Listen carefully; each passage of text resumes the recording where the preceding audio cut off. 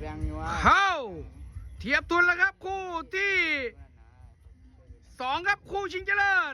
ลองน้ำแดงเรือดีในนามพรพระเจ้าเสือโดดน้อยนาบาเป็นเพชรพายโดยเสียบอมปอมนิจาลองน้ำน้ำเงินเรือดีครับเป่าแม็กหมอผี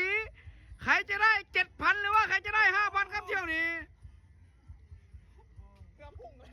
เอาแล้วครับแม่ดูสิว่าใครจะเป็นเจ้าแห่งสายน้ำบรรท่าครับจะมีเดียว3หรือจะปิดที่สกอร์ที่2-0หรือว่าจะยืดชีวิตครับเป่าแม็ก